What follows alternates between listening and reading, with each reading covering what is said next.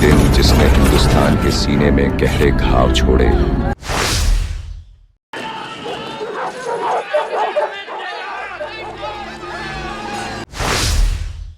एक और वो लोग थे जो गैर कानूनी रूप से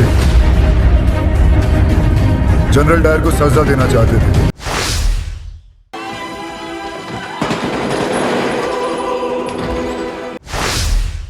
और मेरा जवाब भी केसरी।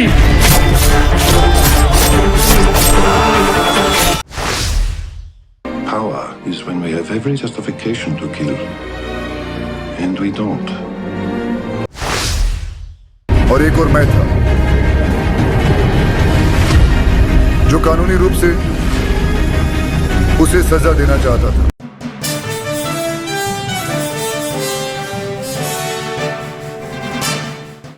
दोस्तों नमस्कार, स्वागत है आपका आज के कार्यक्रम में।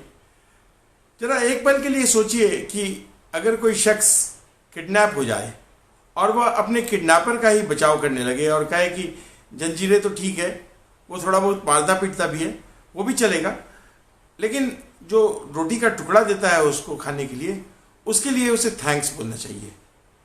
इसे साइकोलॉजी में स्टॉकहोम सिंड्रोम कहते हैं।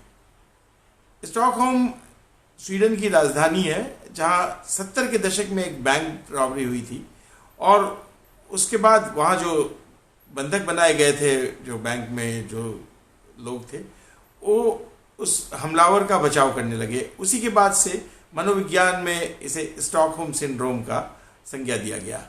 इसमें होता क्या है कि लोग अपने सताने वाले को, अपने किडनैपर को बचाने लगते हैं।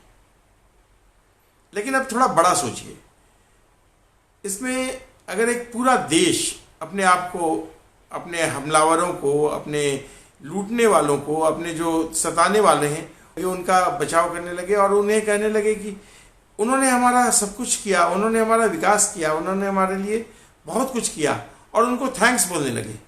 भारत के साथ भी ऐसा ही कुछ हो रहा है। कई सालों से हमारी किताबों, स्कूलों और फिल्मों ने हमें ऐसा इतिहास पढ़ाया है और दिखाया है जिन पर मुस्लिम आक्रमणकारियों ने हमारे मंदिर तोड़े, अंग्रेजों ने हमारी दौलत चुराई और उन्हें हमने हीरो बना दिया। कहा गया कि उन्होंने हमें सभ्यता सिखाया, उन्होंने हमें सभ्य बनाया, रेलवे दी, स्कूल खोले, हमें मॉडर्न बनाया, हमें विरासत में बहुत सारी बड़ी बड़ी बिल्डिंगें दी और उनके सारे खून को हमने माफ़ कर दिया, चुपचाप छिपा दिया। लेकिन अब लगता है सब कुछ बदल रहा है, हवा बदल रही है। पिछले महीने छावा फिल्म आई, जिसमें औरंगजेब का असली चेहरा सामने आया। उसे एक संत से, एक आक्रांता, एक क्रूर शासक के तौर पर दिखाया गया। पहले उसे एक संत माना जाता था। उसी तरह अब एक अगली फिल्म आ रही है जिसका नाम है केसरी 2। अक्षय कुमार की यह फिल्म जो अंग्रेजों की हकीकत को बेनकाब करेगी। यह फिल्में बस मज़े के लिए नहीं है, एक पुरानी गलत कहानी को ठीक करने की कोशिश है। तो चलिए हम इस पर गप्पे मारते हैं। क्या भारत सच में स्टॉकहोम सिंड्रोम का शिकार रहा है? और क्या केसरी 2 हमारी वो फिल्म बन सकती है जो दुनिया का सच दिखाए, जैसे शिंडलर्स लिस्ट ने किया था? पहले स्टॉकहोम सिंड्रोम को थोड़ा विस्तार से समझ लें। यह सिर्फ एक इंसान की बात नहीं है, पूरे समाज पर लागू हो रहा है। जब कोई ग्रुप को इतना कुचल दिया जाए, किसी समाज को इतना कुचल दिया जाए कि वो अपने सताने वाले को सही मानने लगे, तो यह वही हाल है भारत के साथ। ऐसा रातों रात नहीं हुआ है, यह धीरे धीरे किया गया है। अंग्रेजों ने हमें, हमारे देश पर 200 साल तक राज किया और हमारी कहानी को ऐसा मोड़ा कि हमें लगने लगा कि उनके आने से पहले हम जंगल में रहते थे, हम बिल्कुल असभ्य थे, और उसके आने के बाद सब कुछ ठीक हो गया। रेलवे, वाह क्या तोहफा है। अंग्रेजी पढ़ाई, अरे वाह कितना बड़ा एहसान। पहले नहीं बताया, रेलवे हमारा माल लूट कर ले जाने के लिए बनाई गई थी और उनकी पढ़ाई हमें आज़ाद सोचने वाला नहीं बल्कि उनकी बात मानने वाले गुलाम बाबू बनाने के लिए की गई थी। जलियांवाला बाग की मिसाल ले लीजिए, जिस पर केसरी 2 बनी है। 13 अप्रैल 1919 को अमृतसर में जनरल डायर ने अपने सिपाहियों के साथ शांत भीड़ के पर गोलियां चलवा दी। 10 मिनट तक गोलियां चलती रहीं। मैंने जाकर देखा है जलियांवाला बाग को। मर्द, औरतें, बच्चे सब निहत्थे थे, एक बंद बाग में फंसे थे। उसकी दीवारें आज भी चीख चीख कर कहती हैं कि वो कैसे वहाँ लोग तड़पा तड़पा कर मारे गए होंगे। जो अंग्रेजों ने सरकारी आंकड़े बनाए थे उसमें तो केवल 379 लाशों का जिक्र था, पर सच में शायद 1500 से भी ज़्यादा लोग मारे गए थे। लोग भागे, चीखे, पर गोलियां नहीं रुकी। फिर घायलों को 12 घंटे तक तड़पने के लिए छोड़ दिया गया। कोई डॉक्टर नहीं, कोई मदद नहीं। उनके ऊपर गिद्ध मंडराने लगे, उन्हें गिद्ध के भरोसे छोड़ दिया गया। यह कोई छोटी मोटी गलती नहीं थी, यह अंग्रेजों की क्रूरता का दंगा नाच था। पर हमें स्कूल में क्या सिखाया गया कि यह वैसे एक दुखद घटना थी, न कि जानबूझकर किया गया कत्ल। जानबूझकर किया गया कत्ल तो वह था जो इसके बदले में किया गया। आज़ादी मिलने के बाद भी यह सिलसिला यहाँ नहीं रुका। हमने जो हमारे अपने लोग थे, जो हमारे अपने इतिहासकार थे, फिल्म मेकर थे, उसी अंग्रेजी ढर्रे पर चलते रहे। फिल्म आई थी लगान, आपको याद होगा। अंग्रेज सख्त इतने इंसाफ पसंद दिखे गए हैं कि एक क्रिकेट मैच हारते ही वो सारा टैक्स माफ कर देते हैं। इतना ही नहीं, वो देश छोड़कर भी भाग जाते हैं। हॉलीवुड भी पीछे नहीं रहा। हॉलीवुड में एक फिल्म बनी the man who new infinity.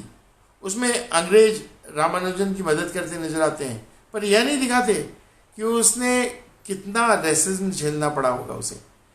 मुगलों को तो कवि और शायर बना दिया गया और संगीत प्रेमी उनकी तलवारों को भूल गए। ऐसा लगता था कि हमें सिखाया गया कि जो थोड़ा बहुत कुछ मिला उसके लिए शुक्रिया बोलो, और जो लूटा गया उसे भूल जाओ, उसके बारे में कोई जिक्र मत करो। सच को ढकने की फैक्ट्री बन गई बॉलीवुड। यह सब अपने आप नहीं हुआ, एक प्लान था पूरा। अंग्रेज इतिहासकार जेम्स मिल ने 1817 में the history of British India लिखी और कहा कि इंडियन समाज बहुत पिछड़ा हुआ है, हिंदू धर्म पुराना ढांचा है। उसने वो कहा कि जो हमें तरक्की के लिए जो अंग्रेज़ों की बहुत ज़्यादा ज़रूरत है, अंग्रेज़ों की मदद की ज़रूरत है। आज भी नाइल फर्ग्यूसन जैसे लोग जो 2004 में टाइम के टॉप 100 में थे, वो कहते हैं कि अंग्रेज़ों ने हमें डेमोक्रेसी और स्टेबिलिटी दी। रेलवे, स्कूल, सती प्रथा को ख़त्म करना, ये सब उनके एहसानों की लिस्ट में था। ये नहीं बताते कि 1700 में हमारी जो जीडीपी थी वो 27% थी, जो 1950 तक 3% रह गई। यानी कि अकालों में लाखों मरे, वो हमारा अनाज लेके चले गए। यह सिर्फ बाहर वालों की बात नहीं, हमारे अपने लोगों ने भी इसे मान लिया था। नेहरू के ज़माने में जो इतिहासकार थे जिन्होंने स्वतंत्र भारत की किताबें लिखी, वो अंग्रेजी राज को मॉडर्न बताया। नेहरू खुद को अंग्रेजी का सबसे बड़ा जानकार बताते थे। उन्हें लोग कहते थे कि वो सबसे ज़्यादा अंग्रेजी जानने वाले लोगों में से हैं। अब बॉलीवुड ने भी कमाल कर दिया। लगान फिल्म में अंग्रेज इतने नरम दिखाए गए कि खेल हारकर वो देश छोड़कर चले गए। सच में जिन्होंने 1943 में बंगाल अकाल बनाया जिसमें 30 लाख लोग मरे, वो इतने न्यायदिल थे, इतने नरम दिल थे। आज भी कुछ लोग कहते हैं कि अंग्रेजों ने हमें सड़कें दी, रेल दी, पर यह नहीं पूछते वो किसके लिए बनी थी। यह स्टॉकहोम सिंड्रोम ही है जो हमें कुचल गया, उसी को हमें थैंक्स बोलना है। असली बात यह है कि यह सब पैसे के लिए था। अंग्रेजों ने 1757 से 1947 तक $45 ट्रिलियन लूट लिया है भारत से। यह रकम यूके की आज की जीडीपी का 17 गुना है। हमारे कपड़े के धंधे थे, उस पर टैक्स ठोक कर उसे खत्म कर दिया गया। हमें कच्चा माल देने वाला बना दिया गया और एक ऐसी हालत में छोड़ दिया गया कि भूख से लोग मरने लगे। 1880 से 1920 तक 10 करोड़ भारतीय भूख और बीमारी से मर गए। पर अंग्रेज बोले कि यह तो कुदरत का तरीका है और हमें इसके लिए तालियां बजानी चाहिए, हमें इसके लिए उनका शुक्रगुजार होना चाहिए कि उन्होंने हमें इलाज किया, उन्होंने हमारे जख्मों पर मरहम लगाया। नई फिल्में आ रही हैं, इन्होंने नया ज़माना बदला। सालों तक हमारी फिल्में इस कहानी के साथ नाचती रहीं, पर अब कुछ नया हो रहा है। पिछले महीने आपको याद होगा कि छावा ने औरंगजेब को संत नहीं बल्कि जालिम दिखाया और मुगलों पर बहस छिड़ गई। अब Kesari 2 the untold story of Jallianwala Bagh 18 अप्रैल 2025 को रिलीज होने वाली है और यह कोई ढील नहीं छोड़ रही है। 24 तारीख को इसका एक टीजर रिलीज हुआ। उसमें दिखता है कि अक्षय कुमार सर सी शंकरन नायर बने, एक वकील जो अंग्रेजों को उनके ही कोर्ट में ललकारता है। आर माधवन और अनन्या पांडे के साथ यह फिल्म जलियांवाला बाग के बारे में, उसके बाद की लड़ाई दिखाएगी। उसके बाद की लड़ाई, जलियांवाला बाग की क्रूरता को तो दिखाया ही जाएगा, उसके बाद कैसे शंकरन नायर ने जनरल डायर को सजा दिलाने की कोशिश की। नायर की कहानी कमाल की है। 1857 में मालाबार में पैदा हुए, अंग्रेजी राज में बड़े ओहदे तक पहुंचने वाले, मद्रास में वो जज की कुर्सी तक पहुंचे और वाइसरॉय की काउंसिल में गए।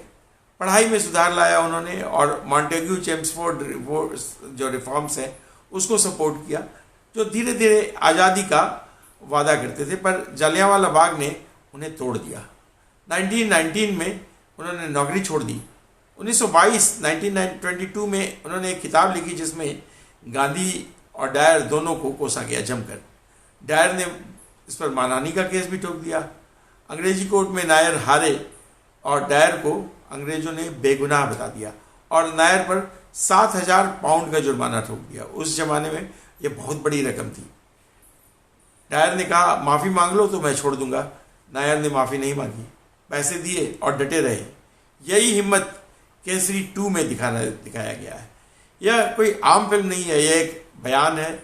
पहले केसरी जो फर्स्ट पार्ट आई थी 2019 में, वो सारागढ़ी की लड़ाई दिखाई गई थी। 21 सिखों ने 10,000 अफगानों से लोहा लिया था। अब केसरी 2 अंग्रेजों की बर्बरता पर रोशनी डालेगी। इसका टैगलाइन है, एक ललकार उठी ओ शेरा उठ, रात से फिर ही जलवा दिखा अपना।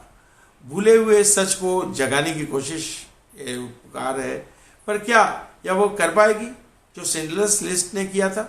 अब जरा शिंडलर्स लिस्ट की बात कर लें। 1993 में आई यह स्टीवन स्पीलबर्ग की फिल्म थी। इसने होलोकॉस्ट को बस दिखाया ही नहीं, बल्कि उसे भूलना नामुमकिन बना दिया। नाजियों की क्रूरता, गैस चैम्बर, कब्रें, यहूदियों का अपमान इतना कच्चा दिखाया कि लोग सन्न रह गए। यह मजे की फिल्म नहीं थी, यह याद रखने की फिल्म थी। इजराइल ने फिल्मों के जरिए होलोकॉस्ट को जिंदा रखा। द पियानिस्ट से सॉन ऑफ सोल तक यह सच को चाशनी में नहीं लपेटती, इसे हथियार बनाती है ताकि हर नई पीढ़ी अपनी आज़ादी की कीमत समझे, उस वैल्यू को समझे। भारत को अपनी ऐसी फिल्म अभी तक नहीं मिली है। RRR ने अंग्रेजों पर थोड़ा बहुत लड़ाई झगड़ा दिखाया, उसकी बुराई दिखाई, उसका ओवर द टॉप स्टाइल उसे हल्का कर दिया। लोग बोलने लगे यह पुरानी सोच है, पर कम से कम उसने दुश्मन को दुश्मन तो दिखाया। उधम सिंह 2021 में आई थी, उसके करीब पहुंची, नरसंहार और बदले की सच्ची कहानी के साथ। केसरी 2 इसे इसी सीरीज में आगे ले जा सकती है।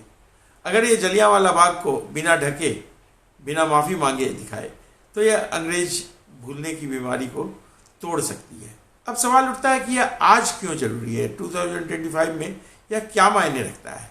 क्योंकि इतिहास सिर्फ पुराने जख्मों को नहीं कुदेरता, पुरानी बातें नहीं दोहराता, बल्कि यह हमें बनाता है।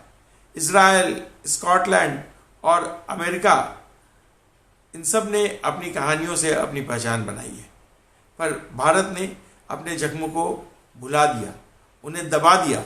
अंग्रेजों ने जलियांवाला बाग की न उस समय माफ़ी मांगी थी न आज, और हमारी सरकार ने भी यह कभी इस आवाज़ को नहीं उठाया कि इसकी माफ़ी मांगनी चाहिए।